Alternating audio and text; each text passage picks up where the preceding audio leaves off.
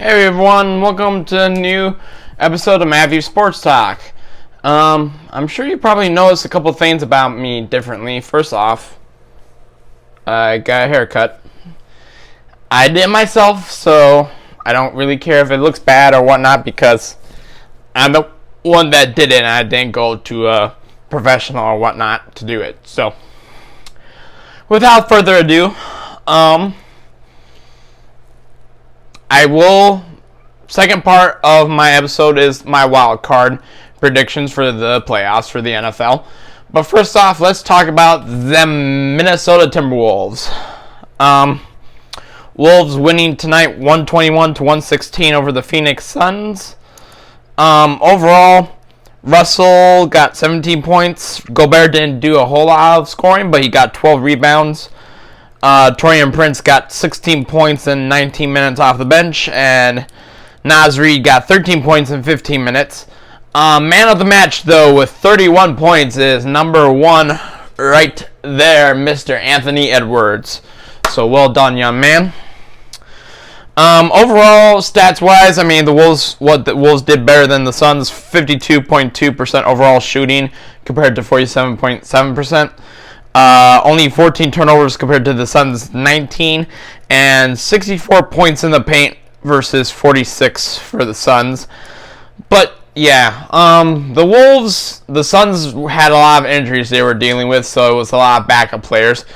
The Wolves were up by 24 at one point in this game, so the fact that they only won by 5, God, they are blowing leads so goddamn often. This is so concerning. Yes, I'm happy they got the win, but they can't.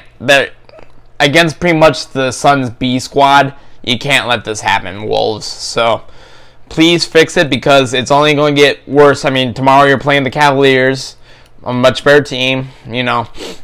And you know, it'd be interesting to see what happens when Cat gets back. It really will be interesting to see what happens. So, yep, there's that.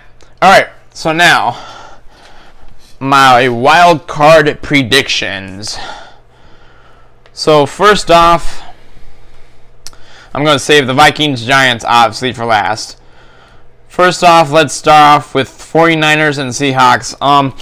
This is the game that I would say I'm almost dead certain about who's going to win this game. I'm saying 49ers 28, Seahawks 14. I don't think any of these games are going to be like a blowout. But at the same time, there are some of these games that are going to be by double digits just because of the fact, well, you know, Seattle's the 7th seed, so that just says it right there. I'll save Cowboys and Buccaneers. Chargers and Jaguars. I'm saying Chargers 24, Jaguars 16. Although, something in the back of my mind thinks Jaguars might have one up on the Chargers because, I mean, first of all, they would have had an extra day's rest compared to the Chargers. And plus, Brandon Staley, my God, is he an idiot. He puts in all his stars week 18, despite the fact he already locked up the number 5 seed, and there was nothing changing that. You know, and of course, Mike Williams gets injured, and now it sounds like if the Chargers ever do advance in the playoffs, he will probably miss it. He might not be back until the Super Bowl if the Chargers make it that far. So if the Chargers somehow lose to the Jaguars, it's under my professional opinion, Brandon Staley needs to be fired. First off, he relies way too much on analytics. And second of all, you're an idiot. You don't put in your stars week 18 if your playoff seed and whatnot is locked up. It's dumb. And you risk injuries, just like Mike Williams. So Brandon Staley, god damn it. You need to win this game tomorrow. Or later today. Or later, you know what I mean, okay? So, moving on. Bengals and Ravens, so no Lamar Jackson. It's going to be Tyler Huntley. I'm saying Bengals 27, Ravens 14. Who knows? Tyler Huntley might be surprising, but I don't think so. Bills Dolphins would be probably my next second most, certain game behind 49ers and Seahawks because, well, no Tua for, the Dolphins. It's going to be Skylar Thompson again because Teddy's down too. I'm saying Bills 31, Dolphins 13. Will not be surprised if it's bigger than that. And then that leaves Cowboys, Buccaneers. God, how much I would cackle, and then Tuesday morning do an episode and play the Stephen A. montage. How about them Cowboys? If the Cowboys lost to the Buccaneers. I don't think it's going to happen, though. But hey, you never know. I'm saying Cowboys 24, Buccaneers 17. And that leaves us with the Vikings and the Giants. Sorry, I'm going to reposition this a little bit.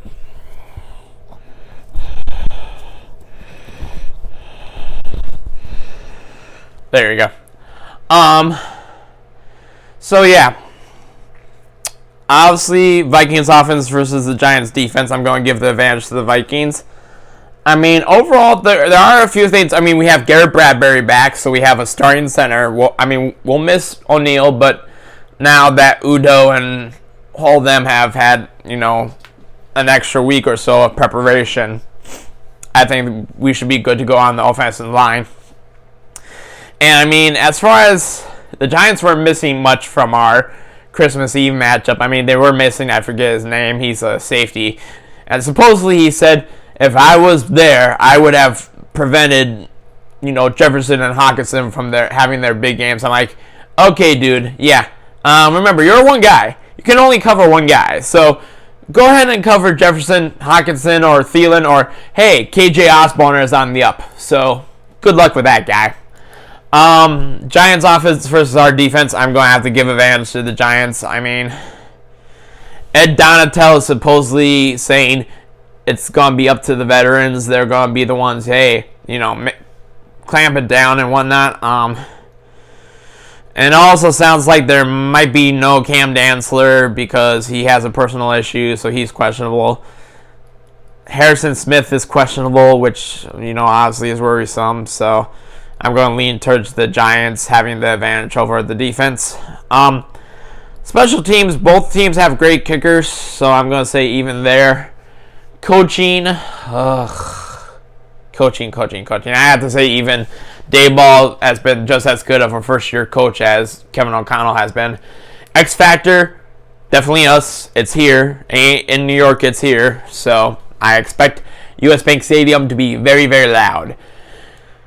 So then comes my final prediction. The Vikings have thrived in one-score games this season, and I think that will once again continue. So my prediction is Vikings 35, Giants 28.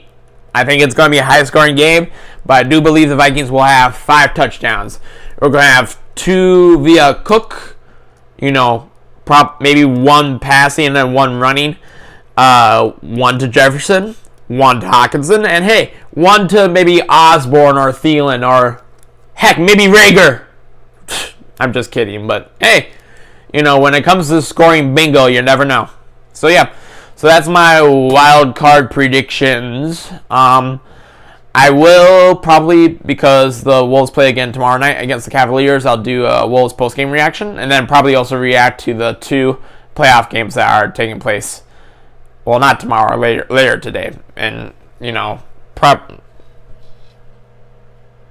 and 12 and 21, 22 hours. So, yeah.